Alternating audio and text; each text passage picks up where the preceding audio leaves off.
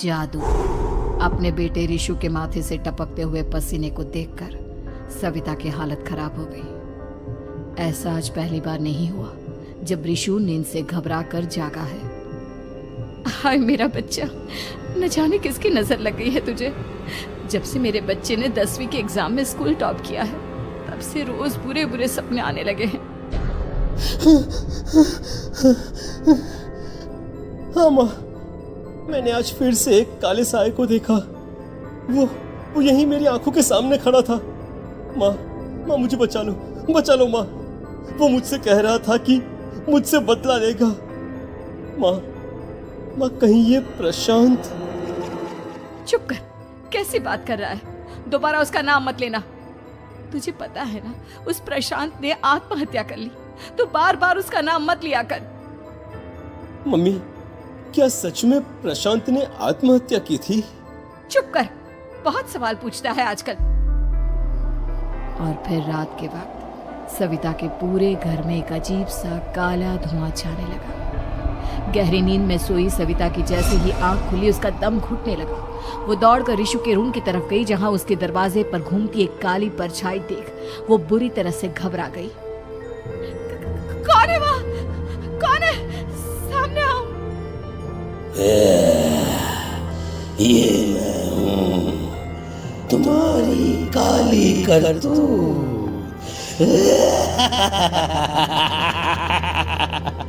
और अब मैं तुम्हारे बेटे को ले जाने आया हूँ। नहीं, मेरे बच्चे को छोड़ दो प्लीज। मेरे रिशु को कुछ मत करना। वो परछाई रिशु के कमरे में घुस जाती है। सविता भी उसके पीछे पीछे दौड़ कर जाती है और देखती है कि अब वो साया साफ नजर आ रहा था। वो सर से पैर तक खून में सना हुआ था और उसके शरीर के सारे अंग कटे फटे हैं। क्या चाहिए तुम्हें? तुम जो बोलोगे मैं करूंगी, लेकिन मेरे रिशु को छोड़ दो। उस परछाई ने रिशु को गर्दन से पकड़कर दीवार के सहारे हवा में उछाल दिया। रिशु जोर जोर से चिल्लाने लगा। माँ बचाओ मुझे, बचा लो माँ।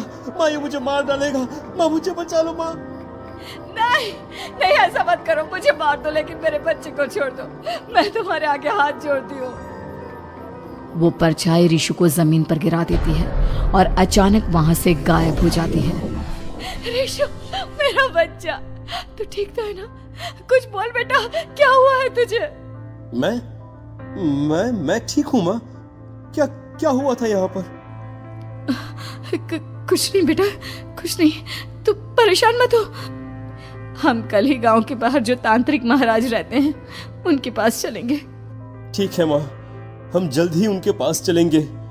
मुझे बहुत डर लग रहा है माँ। ये बार बार मुझे डरावने सपने आना, ये सब हमारे साथ क्यों हो रहा है माँ?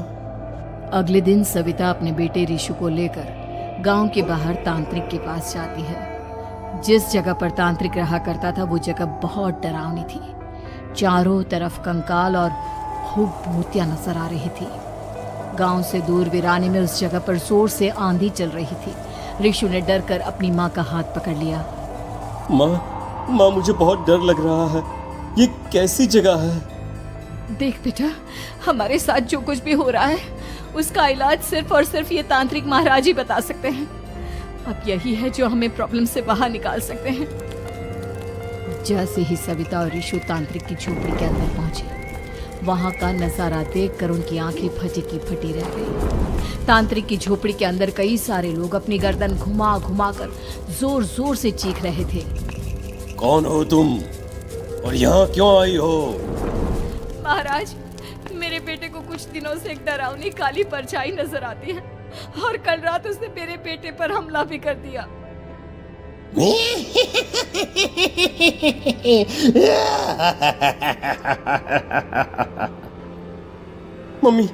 मम्मी हमें यहाँ से चलना चाहिए। ये जगह मुझे ठीक नहीं लगती।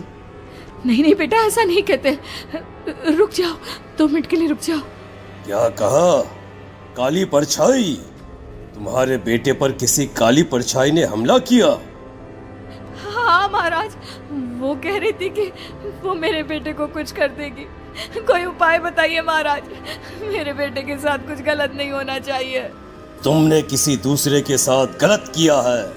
तो तुम्हारे साथ भी गलत होकर ही रहेगा। तुमने किसी की जान ली है, किसी को मार डाला है तुमने। नहीं महाराज, मैंने ऐसा कुछ नहीं किया।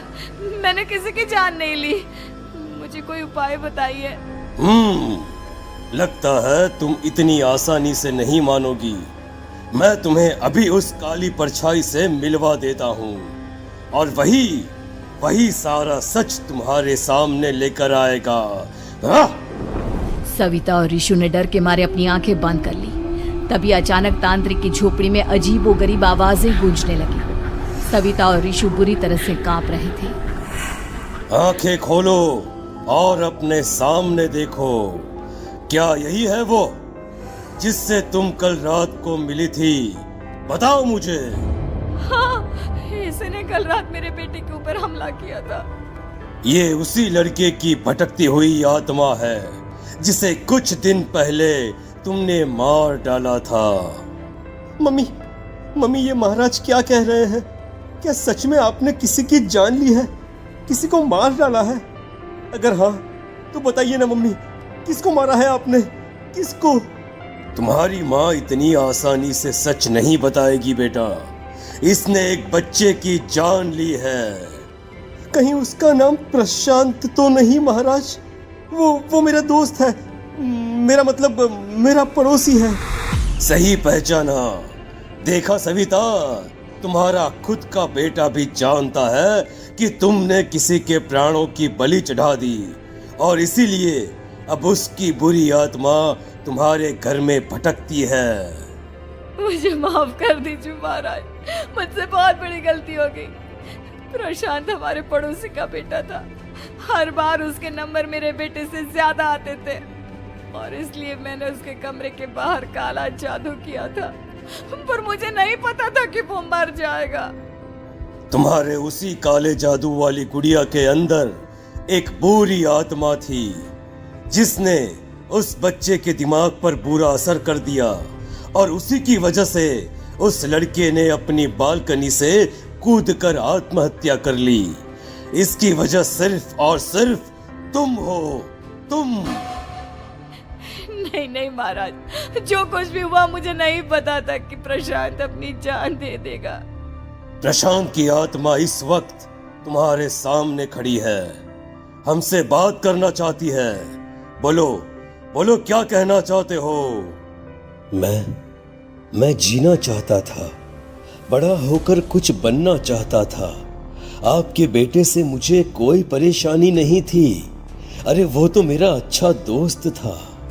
मुझे माफ कर दो बेटा, मुझसे बहुत बड़ी गलती हो गई, मुझे माफ कर दो। माफ करने से मुझे वापस जिंदगी नहीं मिल जाएगी। मेरे माँ बाप आज भी मेरे लिए रोते हैं। आपने मेरे साथ बहुत गलत किया है, बहुत गलत। और तभी अचानक प्रशांत की आत्मा वहां से गायब हो जाती है। सविता जोर जोर से रोने लगती है। सुन लिया तुमने? ये तुम्हारे अपने ही किए हुए पाप हैं जो इस तरह से तुम्हारे सामने आ रहे हैं। माँ, ये आपने अच्छा नहीं किया। सिर्फ 10th बोर्ड के एग्जाम में मैं टॉप कर पाऊं, इसलिए आपने मेरे दोस्त के ऊपर काला जादू कर दिया। नहीं मम्मी, नहीं, अब हम कभी खुश नहीं रह पाएंगे, कभी नहीं। मेरे दोस्त की आत्मा को कभी शांति नहीं मिलेगी मम्मी, कभी नहीं। लेकिन मैंने जो कुछ भी किया सिर्फ तुम्हारे लिए किया। वो लड़का हमेशा फर्स्ट पोजीशन पर आ जाता था और इस वजह से हमेशा तुम्हारे मार्क्स कम पड़ते थे। मैंने तो सिर्फ उस पर एक छोटा सा काला जादू किया था बेटा। मुझे क्या पता था कि उसका ये नतीजा निकलेगा।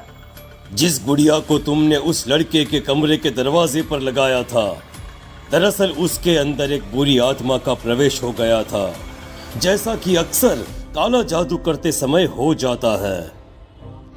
मुझे अपनी गलती का एहसास हो गया है। मैं प्रायश्चित करना चाहती हूँ, आप बताइए मैं क्या करूँ? प्रशांत के घर जाकर उस काली गुड़िया को वहां से निकालकर यहाँ लेकर आओ। मैं उसे आग में जलाकर राख कर दूंगा और उसके बाद प्रशांत की आत्मा को हमेशा के लिए मुक्ति मिल जाएगी। अगली रात सविता चुपचाप अपने पड़ोसी प्रशांत के घर जाती है। प्रशांत के माँ बाप प्रशांत की मौत के बाद उस घर को छोड़कर हमेशा के लिए वहां से चले गए थे। जैसे ही सविता उस घर के अंदर कदम रखती है, उसका सामना अजीबोगरीब हैवानियत से भरी आवाजों से होने लगता है। ऐसा लग रहा था जैसे कोई बुरी तरह से चीख रहा हो। सविता जैसे ही प्रशांत के कमरे के बाहर पहुंचती है, वहां पर लटकी हुई गुड़िया के शरीर से खून टपकने लगता है। ये क्या हो रहा है? इस गुड़िया के शरीर से खून क्यों टपक रहा है? सविता हिम्मत करते हुए उस गुड़िया को वहां से उतारने की कोशिश करती है, लेकिन तभी अचानक से बहुत भयानक दिखने वाली औरत उसकी आंखों के सामने आकर खड़ी हो जाती है।